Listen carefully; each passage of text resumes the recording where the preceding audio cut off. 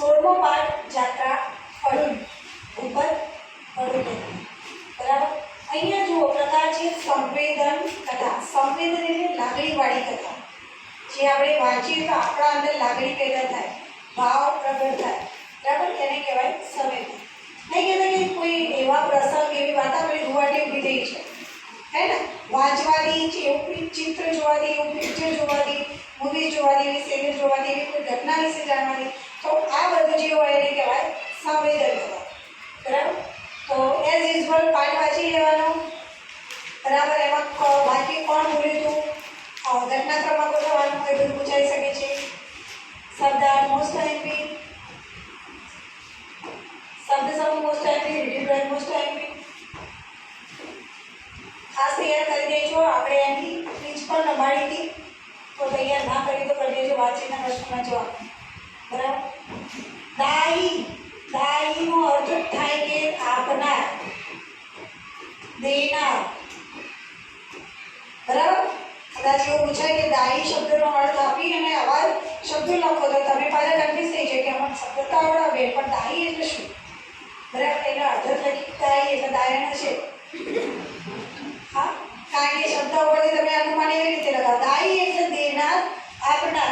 જેમ કે ફળદાયી તો ફળ આપનાર, સાંત્વનદાયી તો સાંત્વન આપનાર, દુઃખદાયી તો દુઃખ આપનાર, સુખદાયી તો સુખ આપનાર.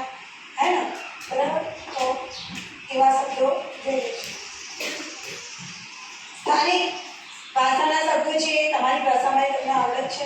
બરાબર. એ બધું આપણે જોવાનું જરૂરી. ખાલી જગ્યા મોસ્ટ ટાઈમથી, વિકલ્પો મોસ્ટ ટાઈમથી. આ પાઠના પ્રશ્નો છે અને મોસ્ટ ટાઈમ. બરાબર. એ પૂછાય છે. હા, હમણાં જ મેં કહ્યું એ પ્રમાણે તો પાઠ વાંચી લેવાનું. તો કોણ બોલે છે, કમસે કમ તમને કોણ કોણ હતા પાત્રો, બાહુબલી જેવી પાઠ આ પાઠની અંદર છે. આ પાઠની અંદર કયા કયા પાત્રો હતા? પાત્રો તમને ખબર હોય તો ખબર પડી જાય કે આ વાક્ય તો આ જ બોલ્યું હશે. ભલે આપણે આખો પાઠ કોઈ ગોખવાની જરૂર નહીં એના માટે. બરાબર.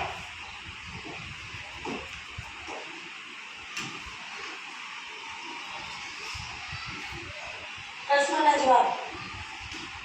આઈએમપી પાઠને આધારે વાક્યને વિગતે સમજાવો. એ પ્રશ્ન જ છે, એમાં ગભરાવા જરૂર નહીં. એટલે વિજ્ઞાનમાં કારણો આવે ને, વિજ્ઞાનમાં કારણો આવે ને, એમાં પાછળ પ્રશ્નાચિહ્ન નહીં આવે. પણ હું એ શું હોય, પ્રશ્ન હોય તો બસ આ એક પ્રશ્ન છે કે આપણને ગરીબને તો કાયા એ જ મૂડી.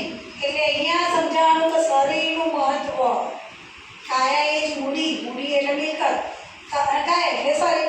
તો આપણે આપણા શરીરનું મહત્વ એના વિશે લખવાનું. બરાબર. શરીર એકવાર આથી જાય પછી કાઢવામાં આવતા બહુ વાર લાગે. આપણને સિમ્પલ સિમ્પલ છે. બંને પંક્તિ શાનું મહત્વ બતાવે? શરીરનું મહત્વ. બરાબર. એટલે કે આપણા શરીરને આપણે સાચવવું જોઈએ. બરાબર. એ તો એના વિશે આપણે સમજાવો. આ વાર્તાને વર્ગમાં નાટક સ્વરૂપે પૂછો. ઓકે.